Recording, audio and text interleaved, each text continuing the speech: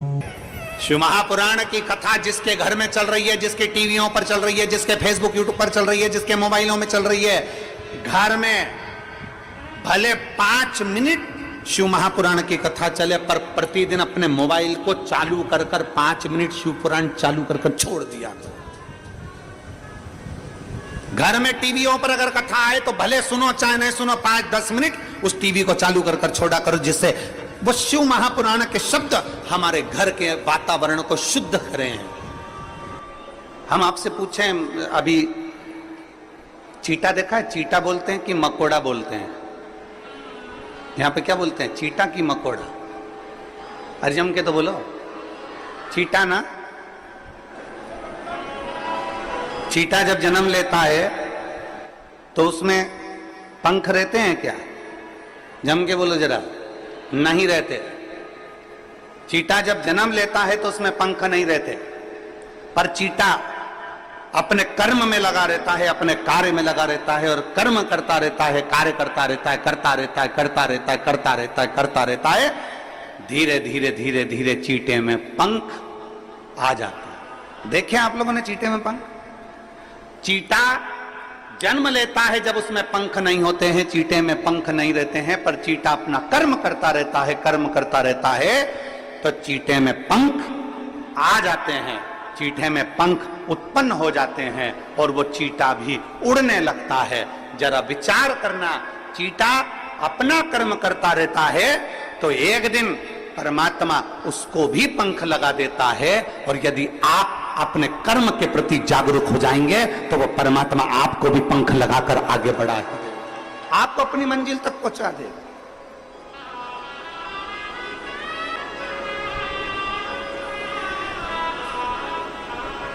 चीटे में पंख नहीं होते, पर धीरे धीरे वो कर्म करता गया, कर्म करता गया, करता गया और उसमें पंख लग गए। कर्म करता गया और उसमें पंख आ गए, वो उड़ने लगा, वो आगे बढ़ने लगा। आप अपना कर्म करिए, जिस कर्म में आप लगे हुए हो प्रबलता से उसमें लगे रहिए, उसमें लगे। जिस कर्म को आप करना चाहते हो उसको कर्म को आप प्रबलता से करते रहिए। एक दिन मेरा परमात्मा भी आपको उड़ान देगा, एक दिन मेरा परमात्मा, मेरा भोलेनाथ भी आपको उन्नति की सीढ़ी पर चढ़ा देगा। आप कर्म के प्रति जागरूक तो रहो। आप कर्म के प्रति जागरूक नहीं और सोचें कि हम बहुत कुछ कर लें, हम बहुत ऊंचे उठ जाएं, हम बहुत आगे बढ़ जाएं, तो शिव महापुराण की कथा कहती है कर्म प्रधान है, आपका कर्म पहले करना है। श्रीमद् भगवत कहती है, श्रीमद् भगवत गीता कहती है, श्रीमद् भागवत कहती है, रामचरितमानस कहती है, विष्णु पुराण कहती है, गर्ग संहिता कहती है, स्कंद पुराण कहती है, नर्मदा पुराण कहती है, लिंग पुराण कहती है। ऐसी कोई पुराण नहीं जो कर्म की प्रधानता नहीं बताती। प्रत्येक पुराण कर्म प्रधान है और प्रत्येक पुराण कहती है कि आप अपने कर्म में जागरूक रहिए, आप अपने कर्म में प्रबलता बनाकर रखिए।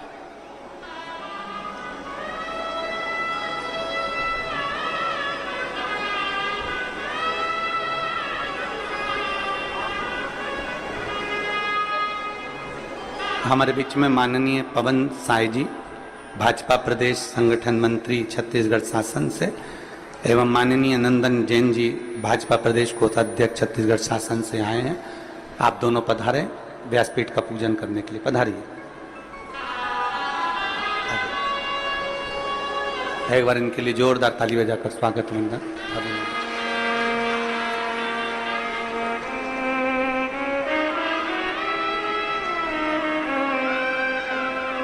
एक चीटे में भी पंख आ सकते हैं, बस उसमें कर्म की लगनता होना चाहिए।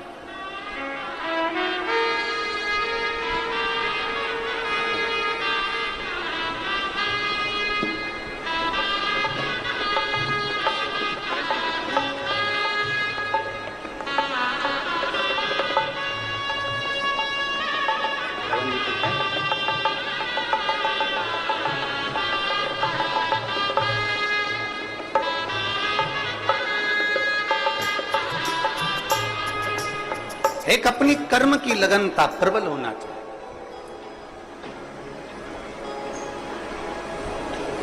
और जब हमारे कर्म की लगनता प्रबल होगी तो हम अग्रणता की ओर बढ़ेंगे।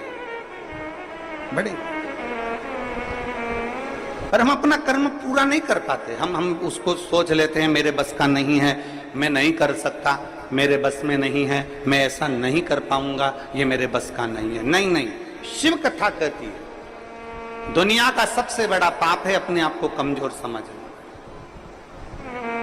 हम क्यों कमजोर? माता पार्वती जी ने अपना तप किया अपनी साथ। आप अपना लक्ष्य क्यों छोड़ते? लगे रहो, थोड़ा समय लगेगा, सुनेगा। एक पत्र है,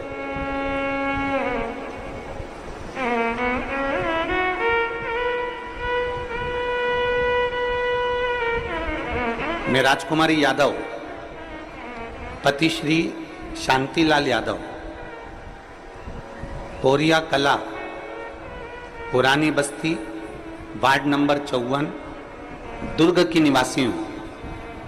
आप ही हैं? श्री शिवाय नमस्ते। एक लोटे जल का मैं क्या वर्णन करूं? आ जाओ, बेलपत्र लेकर चले गए।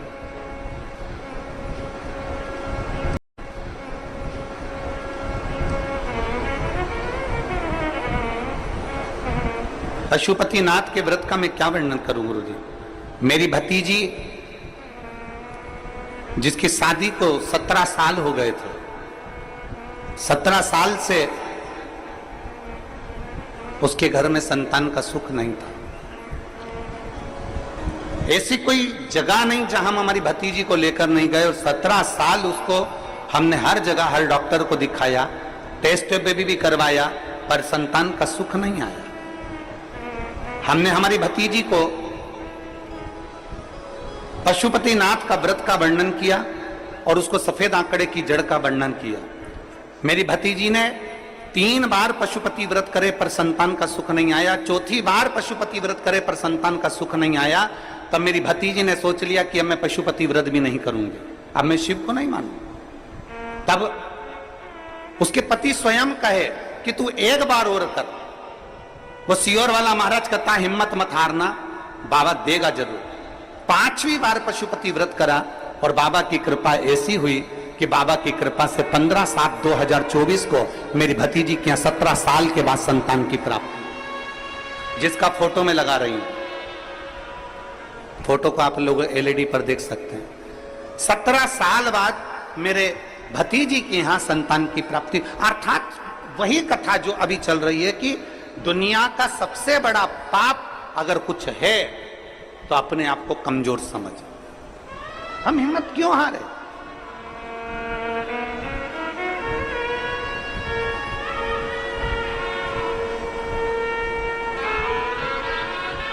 क्यों हिम्मत हारे?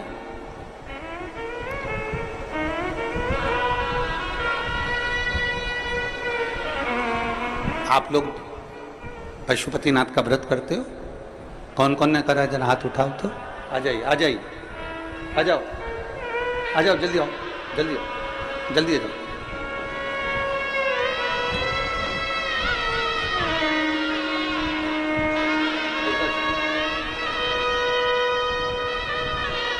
बधाई आपकी भतीजी को, बधाई।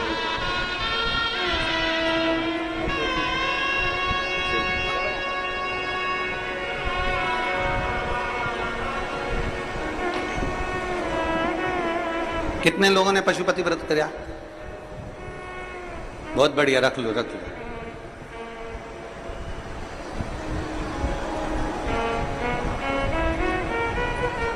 कई व्रत करने वाली माताएं, मेरी जीजी, मेरे जीजा, मेरी बेटियां, मेरे बेटे ऐसे हैं जिनका बाबा ने सुन भी लिया, और कई ऐसे भी हैं जिन्होंने 1 व्रत, 2 व्रत, 3 व्रत करे होंगे और बाबा नहीं भी सुने।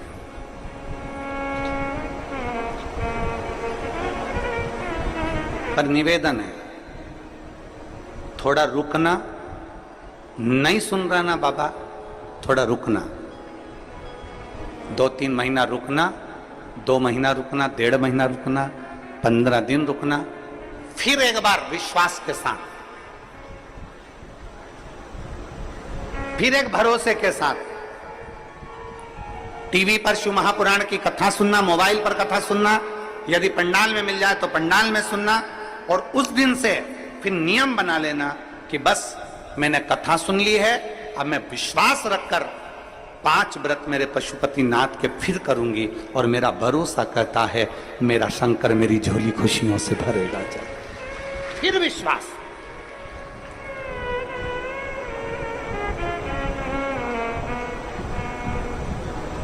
कल हम जब मिल रहे थे, दया सिंह जी कल जब सबसे मिला रहे थे, तो वहां पर एक पत्र एक बेटी ने दिया, एक पत्र।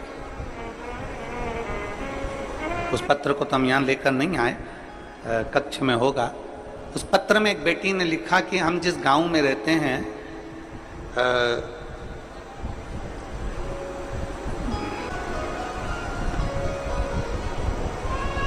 उसने उसके गांव का नाम भी लिखा था कोई। हम उस गांव में जहां हम रहते हैं वहां पर जितने भी हमारे साथ वाले हैं, जितने भी हमारे साथ में मंदिर जाया करते थे, देवालय, पूर्व की बात बता रहे हैं गुरुजी, जब जाया करते थे तो धीरे धीरे धीरे धीरे उन्होंने मंदिर जाना बंद कर दिया और दूसरी जगह जाना चालू कर।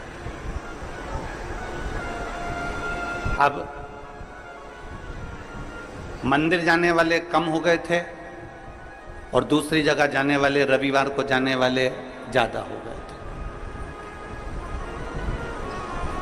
हम केवल 6 लेडीज ऐसी थीं जो हमारे गांव में हम भगवान को भजते थे, भगवान को मानते थे, पर हम शिव को भी नहीं जानते थे। हम तो केवल भगवान को मानते थे कि भगवान को मानना। हमारे गांव की बात बता रहे हैं गुरु जी। बाकी के सब यहां वहां जाने लगे और धीरे धीरे धीरे धीरे उन्होंने मंदिर जाना छोड़ दिया। और ऐसा नहीं गुरुजी कि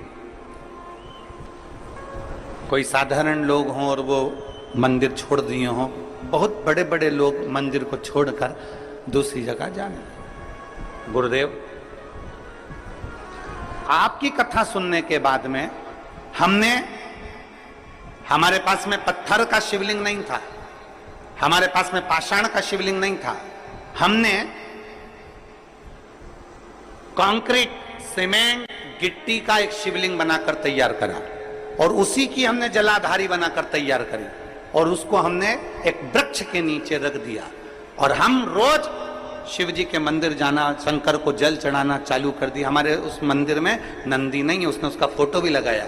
उस शंकर का कंक्रीट का शिवलिंग बनाकर, कंक्रीट की जलाधारी बनाकर उस पर हमने कलर पोत दिया और हम जाना चालू कर दिया। गुरुजी, हमने आपकी कथा को टीवी पर लगाकर उसकी आवाज तेज कर हमने बाहर लोगों को, जाते आते लोगों को सुनाना चालू करी। आज हमें प्रसन्नता इस बात की है कि वो पेड़ के नीचे का जो कंक्रीट सीमेंट का शिवलिंग है वहां पर भी लोगों की भीड़ होने लगी और लोग अब अपने धर्म की ओर मुड़ने लगे।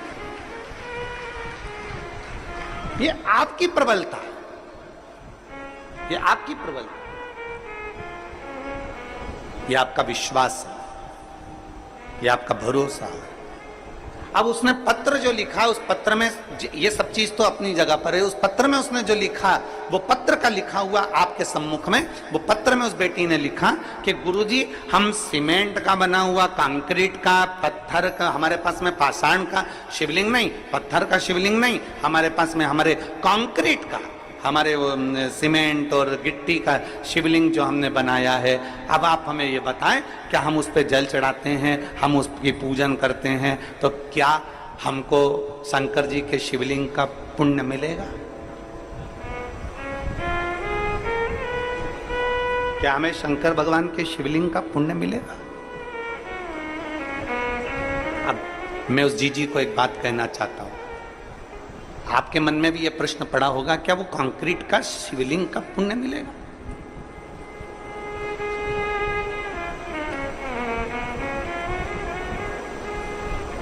पहले तो मैं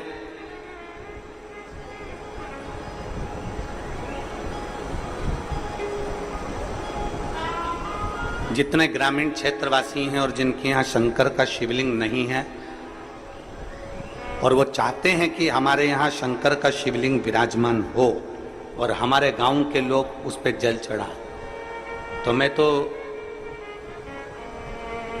ये जितनी समितियां यहाँ पहले कथा करवा चुकी हैं, चाहे वो दया सिंह जी हैं, आपको भी कहूँगा, और पीछे के जितनी समितियां पूर्व की भी हुई हैं, और आसपास अमलेश्वर और हमारे क्षेत्र में जहाँ जहाँ हमने कथा करी है, एक ऐसा छत्तीसगढ़ में एक ऐसा स्थान नियुक्त किया जाए कि अगर किसी ग्रामीण में भी अगर शिवलिंग की जरूरत हो तो ओमकारेश्वर से या ममलेश्वर से या नर्मदा के तट से एक कंकर का भले छोटा सा शिवलिंग लाकर दिया जाए, जिससे वो गांव में पूजन होने लगे और उस गांव के आनंद। हम दया सिंह जी आपको भी कहेंगे, ये आने वाले समय में इस चीज की व्यवस्था होना चाहिए, और जितने प्रयास बनेगा हमसे भी शरीर के द्वारा जितना प्रयास बनेगा, जितने शिवलिंग हम भेज सकते हैं उतने शिवलिंग भी हम भेज देंगे। बहुत प्रयास करेंगे जिससे गांव गांव में आज लोग जो धर्मांतरण हो रहा है, गांव गांव में लोग इधर उधर भटक रहे हैं और इधर उधर जा रहे हैं, वो सब बचकर भगवान शंकर की शरण में जाना प्रारंभ करें। ऐसा प्रयास किया, साधुता, बहुत बहुत। अब प्रश्न यहां अड़ गया कि वो सीमेंट का, वो कंक्रीट का शिवलिंग पर हम जल चढ़ाएंगे, वो कंक्रीट के शिवलिंग पर हम जल चढ़ाते हैं, वो कंक्रीट के, उस सीमेंट के शिवलिंग पर हम जल चढ़ाते हैं, तो क्या हमें वो पुण्य मिल सकता है? तो मेरा उस जी से निवेदन है, एक बहुत सुंदर कथा हमारी शिव महापुराण में आती है, एक बहुत सुंदर कथा हमारे यहाँ हमें सुनने को मिलती है, आप उस कथा का स्मरण करिएगा। भानु नाम का एक छोटा सा बच्चा था, बहुत छोटा सा बच्चा, भानु नाम था, पिता थे नहीं, मां अकेली, पिता नहीं है, अकेली मां है, और वेधव्य मां अकेली। भानु का बाल